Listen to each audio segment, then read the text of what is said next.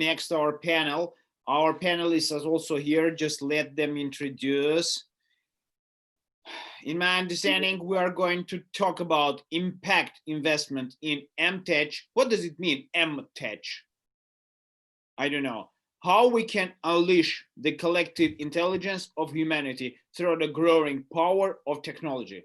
And I think Yeva Andriyash is not going to be here. And our panelists are Alexandra Johnson, Stergios, Voskopoulos Florian, Kemmerich Robert, and Rubinstein Yeva Andriyash. Am I right? Yeah. Hello, everybody. Can you hear me? 100% correct. Yes, for sure. Hi, everyone. Great. So we just. As I see, your microphone today is working very properly because yesterday it didn't work so far. Okay. So we're gonna make a presentation. Just one moment. Yep. Okay. It's here.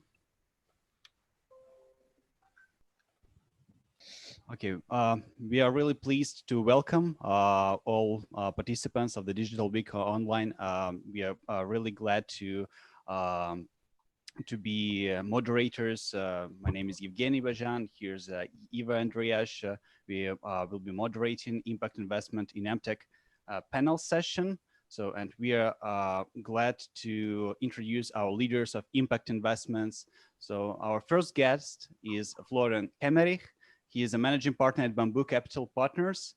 His leitmotif is impact lives and share profits. He has more than 20 years of experience on fundraising, managing investment, and positive business transformations. He works closely with the World Bank, the UN, governments, international NGOs, and private institutional investors to fund, back, and scale impact-oriented companies. And our second guest is Mr. Robert Rubinstein. He is a founder and CEO of Triple Bottom Line Investing. He is a champion in impact and sustainable investment. In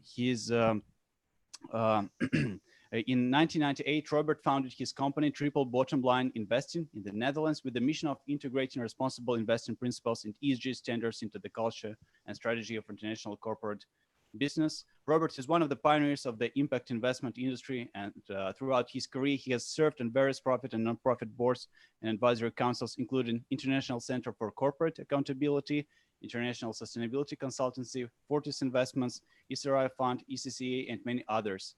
Our third guest is Mr. Stergios Voskopoulos. He is a CEO at Kanoo Capital, one of the largest and oldest family conglomerates in the Middle East.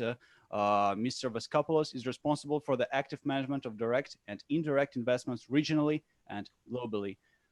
He has worked in the Gulf region for over 10 years and has over 20 years of global experience in the areas of asset management, private equity, M&A, including AG, Global Investment Group, Barclays, InvestCorp, and Sierra Investment Bank. And our final guest is Mrs. Alexandra Johnson. She is a co-founder and managing director at Heat Capital, she is a well-known venture capitalist presiding over one of the world's top investment conferences on global emerging markets, Global Technology Symposium, held annually since 2003 in the Silicon Valley. Alexandra was listed as one of the world's top 20 most powerful people in finance. Presently, Alexandra is working to promote a sustainable investment ecosystem. To that end, she has founded the Silicon Valley-based impact fund, Heat Capital, that counts with a number of projects worldwide in its investment portfolio. And our co-moderator, Ms. Eva Andriyash, she's a CEO at IXZ Capital, as well as a Positive Dialogue Management Company, and she is a co-founder of Russian Impact Investors Association. So today we're gonna we're gonna discuss on several questions. So the first question: what is really impact investing for you? Just remind that we have unfortunately a tight timing, approximately about 2-3 minutes. So I would like to raise this question to all guests. So the first one is Florian Kemmerich. Florian, you have the floor. Thank you so much, and thank you for inviting me here. And well, it's not an easy question to say, because impact investing you have several people looking at different impacts. Sometimes it's being confused being philanthropy, which is not supposed to be. Sometimes it's being confused with an asset management style, sometimes a class.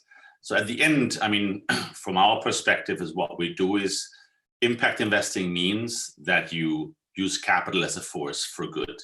So you invest in what we do, and you have different ways you can do it in the different asset classes. You can apply impact investing. Our sweet spot is really specifically backing entrepreneurs of companies servicing the low-income population in emerging markets. So that's what we do on our common base. It can be a private equity, also private debt, but really at the end is really focusing on creating SMEs.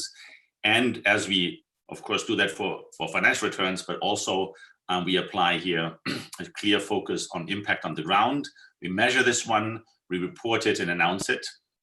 But again, that's in our case at Bamboo Capital, what we do on the impact investing side. But again, there's a larger spread, the different components to it. Probably we are more on the, more on the riskier side when it comes to rural populations, basic services, financial inclusion, so access to money, access to healthcare, access to energy is a big component, also access to education. And then when it comes to the productivity of the population locally, it is in agriculture.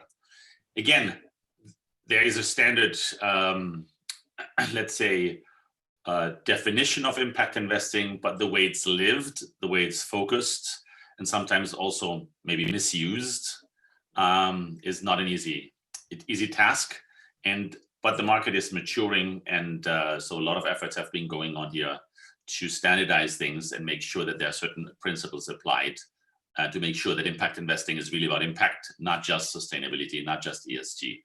But probably the best person to talk about here on the panel is Robert, having been there for many, many years and having lived the trajectory.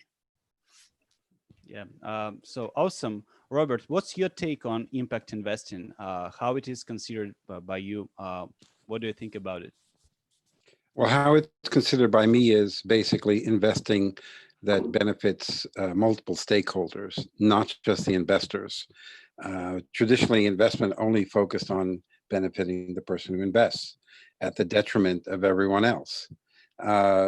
Impact tries to benefit multiple stakeholders, the environment, society, employees, the civil society, and also financial returns. So our work for the last 25 years has been to change the financial system by educating investors about the benefit of this multi-stakeholder approach, because you're looking at all of the risk.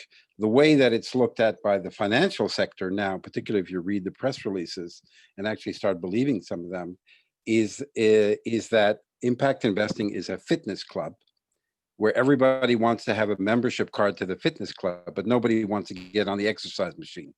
That's unfortunately what it's become from mainstream financial individuals. But organizations like Bamboo Capital and many others are showing that you can have a market rate return and a social environmental added value. And if you ask anyone, do you want a financial return and a social environmental added value? No one will say to you, no, I want all my money to make life miserable for everybody, and I'm working at that 24 hours a day.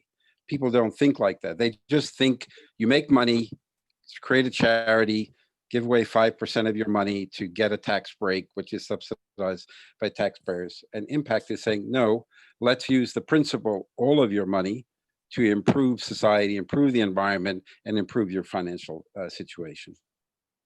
That's my take. Mm-hmm. Yeah, that's a great point. It's about, like breaking the established paradigm of investing and creating and just, promoting the impact investing. Is like, you shouldn't only care about financial returns, because besides that point, we'll miss the core essence of 17 SDGs. And I wonder what's the position of Stergios on impact investment. What is your definition of impact investments? I mean, I think I'm fully covered by Florian and Robert. I mean, I cannot give any further definition, but I can give an example, right? Just to make it simpler. Cool. For whomever participates on this webinar. one of our first companies that we invested, me and my partners, it's been like 10 years ago, was in the smart grid. So we had a project in rural India where the farmers, they need to pump water, right, for their crops. So this is fully subsidized from the government in India. So they don't care in a way. Farmers kept pumping water from the grid. But this did not allow the residents of a village, let's say, in the rural area, to use optimally the electricity because that's a physical line. So what we did, and that's when I realized, and then I became very much a believer of impact investments, not only for adding value to the society, but also making sense. So what we did is we went and we set up our units in order to segregate the power in a smart grid establishment in order of setting up a new physical line. So this way it was, all the electricity was optimally used and provided to both farmers and to the villagers. So now the villagers do not have only the single phase electricity, they had the three-phase electricity, which means that they finally managed to have a refrigerator in the village. So that's impact. And I'm sure Florian and Robert have other examples like this. I'm not the only one, but I just used also an example where that's real impact, right? Instead of spending more money to set up a new physical line on the grid network, just utilize the existing infrastructure, but in an optimal way, utilizing also technology. Yeah, that's a great point.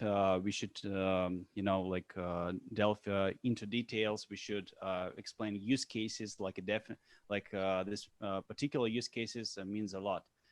I wonder what's the take of Alexandra on impact investments. What do you think about it? Well, yeah, it's definitely hard to add to what already has been said, and I fully agree with it. It has to be beyond financial returns, that's for sure. But in the world of venture capital, arguably, investors have so much power that whenever the investment is made, it doesn't matter which industry. I think we all need to think about the consequences, about what our investment will do to the world. And being in the heart of Silicon Valley and working, next to great people who started new industries, when they talked about cloud computing before it happened, when they started a whole new industry, I won't even mention names, but the whole gig economy that changed our lives. And you see, when you talk to people about impact, the first place they go to is the charity thought. And that's, of course, it's not, because we're in business of making money. But I'll give you an example of big funds saying that you do not need to have a special fund because everything you do is impact. And the example will be of a company like Twitter. Yes. Is it something that could qualify as an impact company? Well, probably it's would be harder to say comparing it to a company that is saving energy, right? But when there were all those unrests in certain parts of the world, the only means of communication with the world was via Twitter. So is that a company that makes an impact? Absolutely.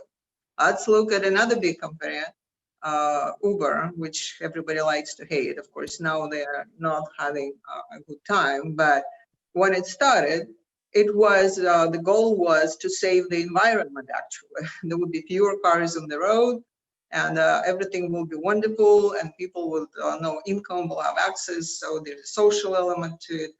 But then it got out of hand, and as a result, they contributed to this horrible quality of air, the gridlocks on the roads. Okay, now we have this crisis, right? When they say let's use a good crisis, that is a good time to go back to basics. So it's a long way of answering. All the investors are impact investors, and whatever we touch can become something greatly beneficial to the humanity, or it can become something that will take away from the quality of life. So we will talk more about it, but I would, say every investor should think of it on those terms. I put money into this company, and yes, I chose it because there's a potential of making money. But the way we invest, we choose entrepreneurs, and only entrepreneurs of a high integrity and a vision of changing the world to the better. That's, to me, the way to start. As for industries, I think all the industries are ripe for this revolution, the impact revolution. It could be, production, it could be energy, it could be, I don't know, fashion industry. And I'll leave it with saying that even at the time of a crisis, the investment reduced by 30%. But if you look at the companies that are being supported now and the money still is going to, it's education online. Who could predict even 4 months ago that universities like Stanford and Harvard will get online, but they did. So this is a great opportunity for people around the world actually to start working on technologies, making that possible in their respective countries. Well, digital health has been around for quite a while, but now we can have access to the best medical advice, again, around the world. To me, that would be another example of impact. So anyways, I'll stop here, and because I'm sure you guys will guide us through another list of questions. Yeah, great point. Yeah, great point about the complexity of impact investing. I mean, like the one venture can have various impacts. So our next question to all participants is, what is your experience, like personal experience in impact investing? Florian, you have the floor. Well, what we have been seeing the recent year is very exciting. For example, as much as Stergios is from a family office here investing since many, many years in impact investing all over the world, a family office has usually a certain vision and a certain interest of doing impact investing. Now, what we have seen recently is that major trends. You've seen that the financial services markets are going towards purpose. The quest for purpose is coming, and that comes driven through the fourth industrial revolution. We're all connected, we get real news or fake news, but at the end there triggers something, it's magnified. So we have a quest and a sense of urgency, and we see some problems which we would like to solve. So as the money moves from the baby boomers today to millennials, there's the quest for purpose. So that puts it on the demand side, from the investor side, a certain interest and movement into, let's say, sustainability, or at least not harming the planet, some ESG, and also into impact investing. On the other side, we have seen that let's say the philanthropic market, or let's say the sector of it, and the grant giving side also is looking on a quest for sustainability, not just a one-off. Maybe also because we have seen that not always free money is creating value, economies, poverty uplift, and a better livelihood.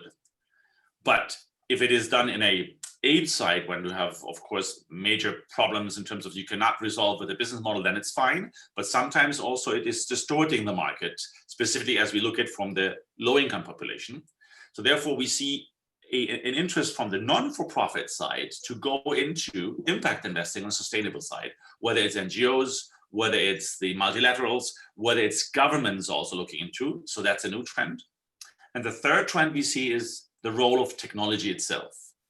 Maybe in the past, the risk-reward ratio, when we started with Bamboo, or my partner Jean-Philippe, who created Bamboo, or before Blue Orchard Finance, another predominant firm, it was a different phase, and it was more rural. So it was frugal population, frugal technology. And the problem was access and affordability of goods and services. Technology actually resolves both of that. So suddenly you see tech-enabled companies or pure tech companies in rural areas moving at a light speed in adoption, very interesting business models. So this is a major change of how we might see impact investing, and how actually the tech world or the millennial world or the investor world or the grant giving world will look at business opportunities or investment opportunities. And there we will see also a convergence of blended finance structures of catalytic capital, for-profit investors, in between maybe the impact investors with some concession return, the others more market returns. You see a whole blend of funds happening and of investments happening, whether it's direct investment or via funds, in a very interesting way, because they're aligning on one theory of change in a very beautiful way. And so this is very exciting, what we have seen the least 3 years, and where we are really heavily working on partnerships. I mean, you cited that before, but this is a little bit an amazing trend where you have, the non-for-profit side, the for-profit side, the work on the ground, all working in a way to create infrastructure, to invest in. A little bit the sentence is, there's this old sentence saying, don't give people fish, teach them how to fish. But that's not impact investing. Impact investing is investing in their fishing business so they can scale. And I take it at risk, and I participate in the risk in order to have the scale of the impact side. So it's an exciting time and a major pivot, not only because impact investing is growing, and again, as Robert said, with some, warning signs of saying not everything is impact investing. It's not a club to sign off and not to hop on the treadmill, but also it's a positive effect because more capital is going in the direction. Mm-hmm. Robert, do you have something to add? I mean, what's your personal experience? Yeah, well, we focus mainly on mobilizing irresponsible investors and criminals to move money in a certain direction because they have more money and they have a better sense of humor and they're very pragmatic. So one of the largest ways of decarbonizing portfolios, which is truly impactful, is public transport infrastructure. It's low carbon, it's steady cash flow, there's no volatility, it's very boring, and it gives you yield. And they asked us, are there other ways that we could fund public transport infrastructure instead of traditional debt financing through local banks? And I said to them as a joke, when you borrow the money, do you pay it back? And they said, yeah, we're AA rated. We're public-private partnership. The global market for public transport infrastructure is $2.3 trillion every year. $2,300 billion a year. So if you want to decarbonize your portfolio as a pension fund or as an endowment or family, this is the cheapest, easiest way to do that. And we were helping them create a global connectivity platform. You'll never hear anybody talking about public transport infrastructure as a strategy. Too boring, dull.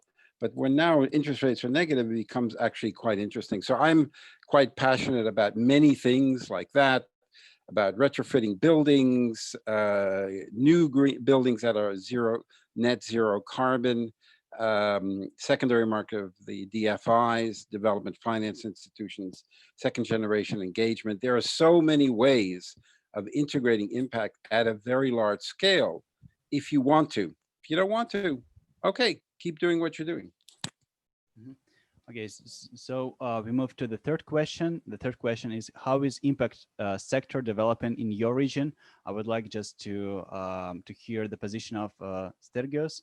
Could you share some lights on the Gulf region? Sure, I would like to share my engagement, right, to impact investments and to sustainability since I was in the Middle East in 2008. So together with partners, we looked at setting up the first clean tech fund. That's how we used to call it then. And I remember Florian Bamboo was, when did you set up? 2007. Exactly. So that's when I remember Bamboo was one of the first funds in Switzerland. And we were actually, had the vision to set up a clean tech fund to partner with one of the US or European funds and set up something for tech transfer to the region. I remember we took it to the board. We discussed about it. We have done like a perfect, nice report. And they said, it's premature. I mean, now 2008, we're going to do all of this. And maybe for them it was. So 2 years after my partner and I, we left the firm, after we exited some investments, we changed the strategy and we set up a renewable energy platform in solar, 2010 to 11. That's when it started in the region, right? I mean, you have Masdar, that was one of the first movers in, with the governmental initiative from UAE. But in the private sector, it was still a bit premature. However, solar power was the most tangible for them, for investors, right? For family offices. I mean, that was a group of families. And we set up in 2010. 10 years after, I think everyone is talking about sustainability now in the region, especially after the recent shock. To me, it's a shock for a reset, but a reset for good here to make sustainability more sensible for the region, because the only way to go, especially in this part of the world, with the climate change also dynamic, it's to be sustainable from a water preservation, from a waste management, from renewable energy, from food security, agri-tech. I mean, it's a list of areas that the region and the governments start investing. So we are very positive. That's why we want to partner with more companies from Europe mainly also, and with other funds, in order to invest and bring them here, and we set up JVs and do projects, because now the low-hanging fruit is not the R&D, right? It's do the projects. These are all technologies that can be applied today. All right, so the situation is rapidly changing in the MENA region. It's great to know. What is happening also in the US? Alexandra, could you share some light on it? Yeah, I know the 30 minutes go past, so I'll be concise. I have to say, being again in Silicon Valley and being in venture capital for such a long time, I'm used to the fact that everything starts in Silicon Valley. And I have to say that when it comes to impact and sustainability, for once, the initiative actually was developing in Europe and other parts of the region, and now it's coming to Silicon Valley. And that is why we wanted to start a fund which will specialize on that. But again, looking at the investments we made so far, it depends on what the region needs. Like we brought in microfinancing to the regions where they didn't have access to banking, for example. And at the time, that was a great impact investment, saving so much trouble for people in those industries. But I will give you another example of what would be fascinating for me personally now. It's AI.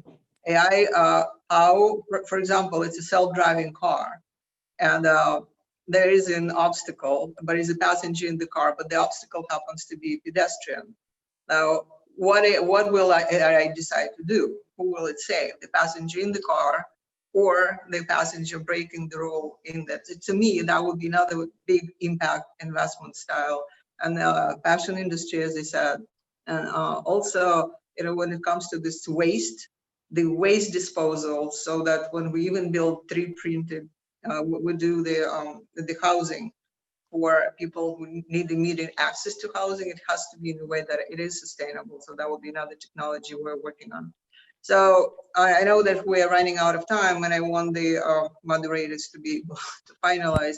I'll say that after this crisis, or during this crisis, this is an opportunity for investors in everything in the impact field to actually cooperate.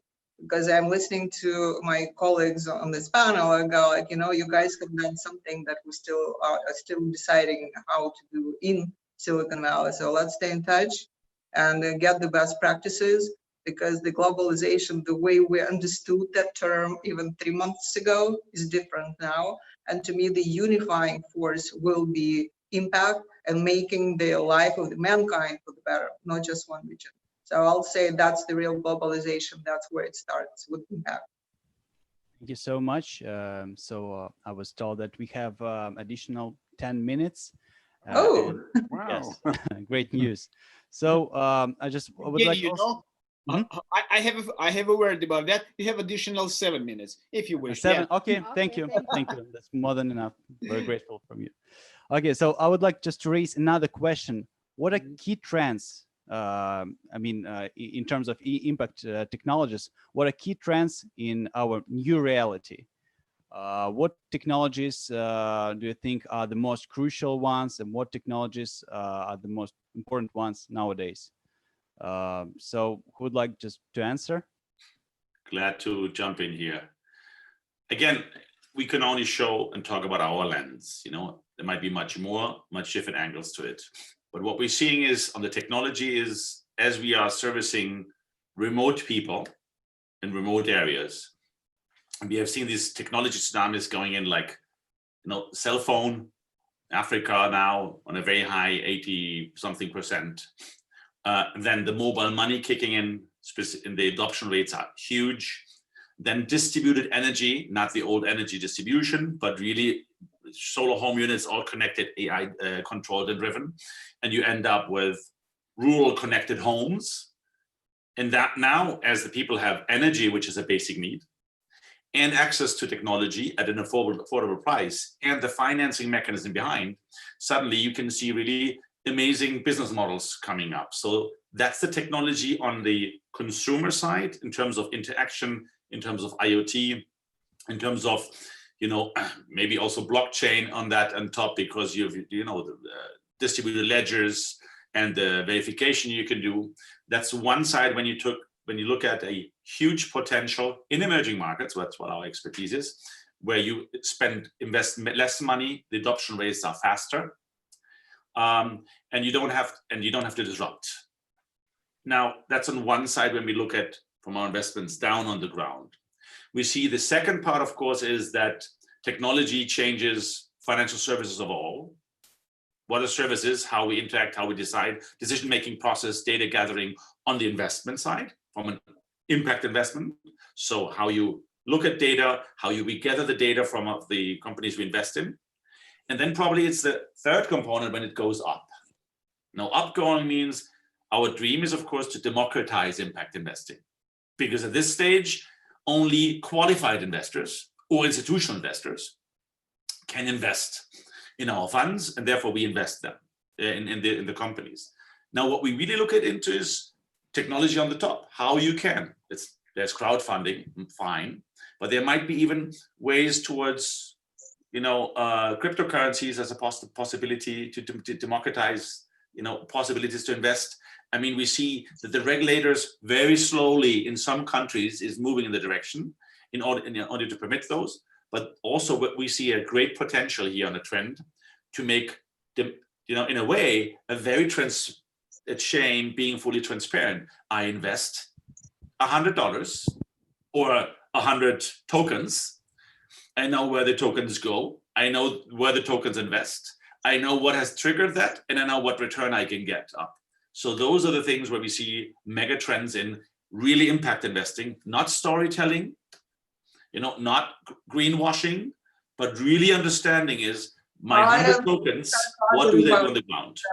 It's a whole different situation. So I wouldn't really like mix the two, because I don't know, maybe somewhere in emerging markets, crypto will save the world. But in the US, what we see that SEC is watching really carefully. I would say that in my mind, the impact will stay with the traditional industries, which will be revolutionized and changed. And a blockchain, yes, it's like, it's a method, it's a platform on which it's built. But saying that, you know, the government would let you, you know, I'm happy that the government allowed the healthcare providers now actually give their expertise online. That to me is huge, because before you couldn't get even getting your record in. So, you know, let the government just not interfere, get out of the way.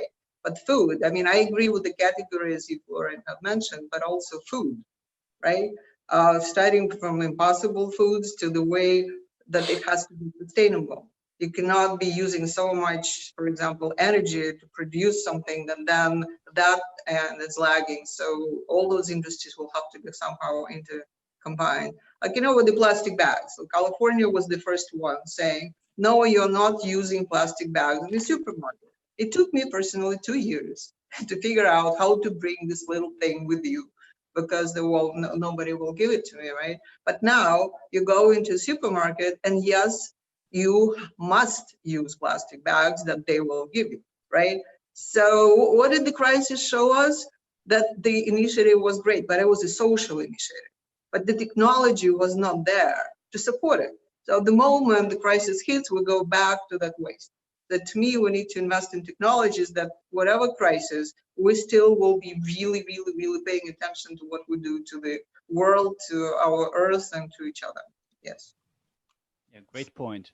Does anybody have something to add? We have 2 minutes, perhaps, Robert?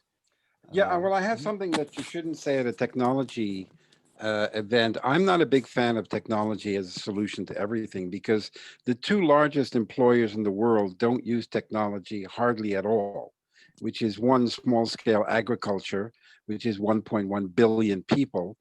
And second is hospitality, particularly in food and beverage and housekeeping and that. That's about 330 million. And most of those jobs don't have anything to do with technology. I know that you're a technology event. Everybody is obsessed to get 10x through technology. But if you're concerned about jobs, you should be focusing on hospitality and small-scale agriculture.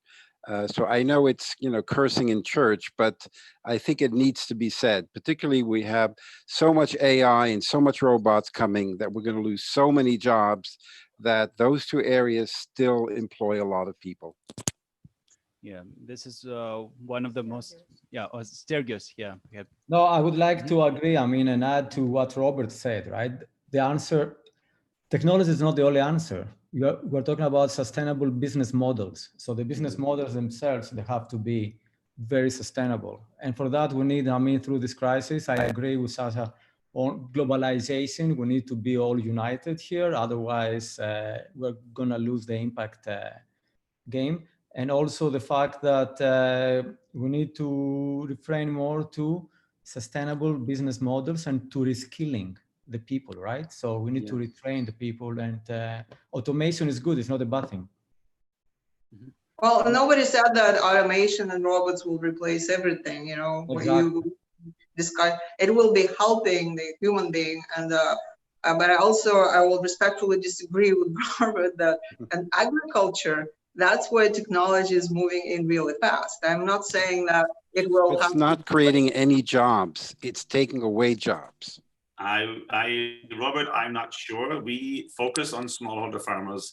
We finance where the banks don't finance, on the missing middle in agriculture, looking, of course, at consolidation, looking at food security, looking at the livelihood of the households, And I can only tell you that technology is providing a chance to the smallholder farmers to finally afford and get access to goods and services just to start with. Without technology, it doesn't. So that's on a livelihood, health, and giving a fair chance, a big part. That there's a lot to do because of the ones, but maybe that's a little bit like the old computers is not. Today you have cloud networks and anybody is part of the system. The same has happened in energy, and then the same might happen on the smallholder farmer side, not having some groups owning the trading and having the power and exploiting the rest, but really having a democratization there. They said that it's about business models. You don't do everything in the same way, like, stuff you do in Peru, you won't exactly do in Sacramento or vice versa. That's why we need to have this global exchange. But to your point, Florian, access to financing, those little small farmers, that's what keeps them going. And we're saying that impact is in all industries.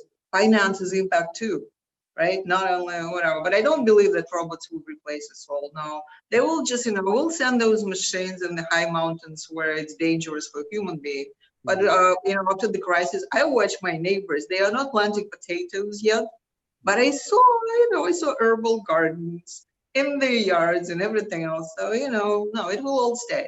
It just, let's use the technology to improve our lives, not to replace our jobs. So I agree with all of you, yes. Thank you for this fruitful discussion. It was really interesting, and I would just, pass the word to Sergey, and see you next time. Thank you.